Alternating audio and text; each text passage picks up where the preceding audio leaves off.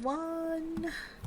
Welcome back to my channel. If you're new here, we really go into the truths and the wisdom of the twin flame journey. Not the sugar coated version, not the glamorous version. We talk about real things, real emotions, real experiences. And we really talk about the reality of the monadic twin flame journey and how it is very, very unique. Each one of our journeys are just think about it this way. We come from different star systems. We carry a very unique signature that we only share with our divine masculine as monadic twin flames.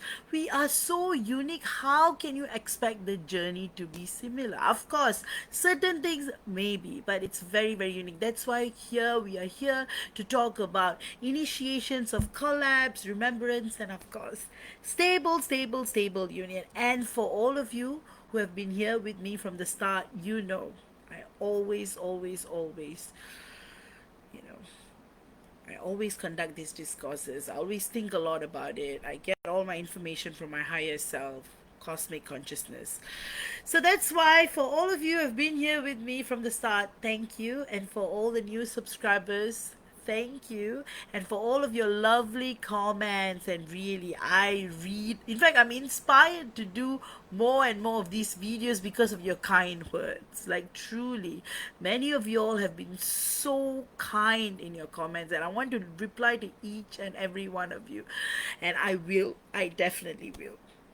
And you see, half the time I'm just like managing all of those troll comments, and oh my goodness, really, you know what I mean. Anyway, thank you for being here. All right. And I'm really happy that my content inspires you to find your own truth and wisdom. All God's grace, always. So, today's topic actually came from one of you. And I love when that happens because it shows me exactly what the collective is needing. So someone asked me, can you talk more about accountability and what specific plan or boundary should look like when my divine masculine comes back? Like actual ways of speaking and interacting with him. I actually did like 4 mini videos on that, which you can find as well. But now I thought I'll do it as a discourse. So again, really, the first thing is when he comes back, don't lash out on him. Of course, the sacred anger is like brutalizing, but truly, that's why. So that's what we are going into today. Not just the theory, but through experience, my client's experience, collective experience. But the truth is, if your divine masculine is coming back, whether after days, months, years, decades, or lifetimes, he's not just coming back to love you. And if you're going to think of it that way, he's coming back to face accountability. And remember why accountability is non negotiable. So let's start here. Accountability is not punishment. It's not, I'll take you only back if you grovel. It's the recognition that without accountability, the cycle would just repeat. Accountability is saying, I love you, but I also love myself enough to require truth. So here's the key. Accountability doesn't come from rage, it doesn't come from anger, it doesn't come from frustration. It comes from being sober. And the divine, as the divine feminine, this is what we say. I know what happened, I know what it cost me, and I know what needs to change. That calm clarity is what makes him sit up and listen. So let me give you a scenario. Your DM, tries to come in through your socials and it's like, hey, I thought of you. How are you? Or he just unblocks you and tests the field to see if you are going to like jump on and message him. That calm clarity I'm talking about, that's the only thing that will make him listen. That's what penetrates deeper than tears or pleading ever could. So no point breaking down and say, oh no, I suffered so much. You know how horrible the world was to me. You know how they were trying to set me up and force me to do this, blah, blah. No, none of it is going to. In fact, calmly you can tell him, hey, I understand what you have been through, and I've also been through what I have been through, and I would appreciate if you could, you know, see my perspective, because I would love to see yours too. So this is what I mean. Calm clarity instead of blame, instead of you are like this, you come in and you leave, you did this, you did that, you are a loser, blah blah blah blah blah. That's what you do now, sacred anger.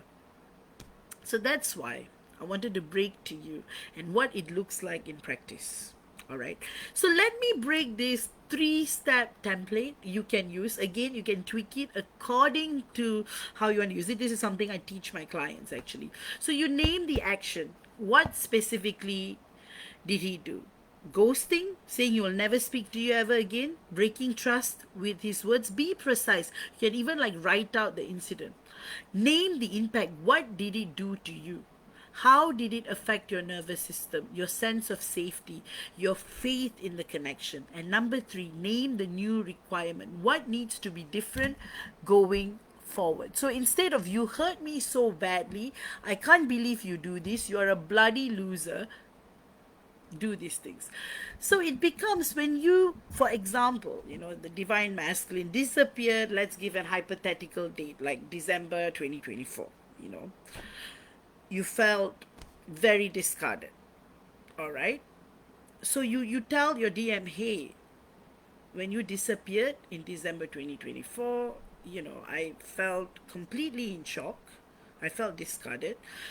That collapse shook my trust. And if you want to rebuild with me, communication has to stay consistent. Silence is no longer an option. So do you feel the difference? One comes from reactive emotion, the other comes from mature boundary. So let's look at boundaries as love, not walls. Now let's talk about boundaries, because most divine feminines confuse boundaries with rejection. Boundaries are not I don't want you. Really. Boundaries, you see, many misinterpret boundaries. Like when I say, hey, say no to him in 5D, I don't mean cutting me off. I want him to know the truth that you are interacting with the field. So that's why boundaries are not I don't want you. They are I want you, but only in a way that it honors me. So here are some clear but loving boundary examples. Time. I'm available to connect during the day, but I can't do 2 a.m. calls anymore. I can't, you can't come and talk to me in 5D during my lunchtime or during a work meeting. It's too distracting. Respect. My family is sacred. If you speak about them, speak with honor. Conflict. If you feel triggered, tell me you need space. Don't vanish for weeks, or don't gas. Okay, maybe not. Don't use the word gaslight, but tell him very in calmness. Tell him, please don't vanish for weeks. And if you have to vanish for weeks, tell me. So boundaries are the conditions under which love doesn't rot. They are not ultimatums, they can be tweaked. They are containers. Think of them as a sacred temple walls. Without them, everything leaks. So, how to speak when he returns? Okay, now, here's what everyone always asks: what do I say when he comes back? So, tone is everything. So, you may be saying things in a way, but if your tone is so frustrated, he knows you're lying, right? So tone is everything. Calm, grounded, truthful. And here are a few examples. Instead of asking him, why did you do this to me, like why did you leave me, why did you make me cry, say, when you left me, I mean, not even when you left me, when you left, it destabilized me. And if you want to rebuild this, I need to see consistency. So instead of don't ever hurt me again, say, if the same pattern repeats, I'll step back to protect myself. I need you to know that. Instead of you never loved me, say, I know the love is there, but love without truth isn't sustainable for me anymore. Do you see the difference? This is love with a backbone. This is union leadership. So, accountability plans. All right, now let's talk about practical structures. When he comes back, you don't just flow blindly, you co create a plan. So, here's a simple framework: check ins. Once a week, both of you share how you're feeling in the connection. Triggers, agree on how to handle them. For example, 24 hours of space, but then return and speak. Transparency, commit to honestly, even when it's commit to honesty, integrity, even when it's uncomfortable and sacred time. Dedicate time each week, to go within, to be present together, and to anchor the third energy. Without structure, the love collapses back into chaos. With structure, love becomes a channel for divine union. So that's the reason why when he comes back, firstly, think about it this way. It took him a lot of guts to come back, especially with the unknown. You may humiliate him, you may embarrass him, you may scream at him in public, God knows what. But instead, he takes all of that and that strength, especially when he has been the one controlling the connection, when he's been the one pushing you away and saying, I'm not interested, this and that. It's actually very difficult to break from his ego and to come back. Even so, a part of him may be like, if I message her, what would she think about me? Would she think that I'm coming back to use her, or would she think that I've ulterior motives? How much of thinking goes down in your divine masculine's mind? Like, literally, his mind is non-stop. That's why when he comes to you in the 5D, it's all loves and hugs and intimacy, whole new level, because he wants to ask for forgiveness through intimacy, through healing, through forgiveness, through telling you, hey, I didn't mean it. I'm saying this and it's 11 minutes. So it's all about recognizing how much it took for him to even message you. So I had a client once, she messaged me, my DM messaged me after 3 years, and I just told him off. I lashed out at him, and did I self sabotage? Well, that's an interesting question. I thought to myself, she should have taken that 6 hour test, like think for 6 hours what is the next step. Because any message you send back with sacred anger of frustration, again, it could be the universe's plan. So I'm not dismissing that, but it can create a distortion because your DM will be on high alert, because his sacred, nervous system will start to be like, oh no, what did I do? Did I affect her peace? Maybe I should not do that again. Maybe I shouldn't have messaged her. So he goes back into his cocoon, right? So that's why you need to take some time. If he messages you, think about it. Sit down, talk to God, see what should I do. And when you respond, do not react. There's a difference between reacting and responding. Respond to him. Keep the messages short. If he asks you, hey, how are you? You say, I'm good, how are you? Simple. Match the words. If he sends you 4 words, reply in 3 words if you can. Of course not, I'm not interested, of course. No sarcasm, no humor, of course. That will be like insulting his, yeah, insulting him. So be careful with that. Sarcasm is very easy to put through. You'll be so tempted to blast back the words because you suddenly feel like, hey, he's coming back. He's losing power over me and I'm gaining power. Don't see it in terms of power dynamics. Really, really go into a place of wisdom. He comes back. Take it slowly, because you'll first get a nervous system hit. A part of you will be in shock. Is it really him, or was his phone hacked?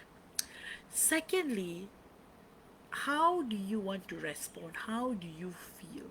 I would often recommend an in person meeting. But of course, if you're countries apart, or it's not a Zoom call or something where more of your senses, it's the best. Messages might not deliver, but keep it short, keep it sweet.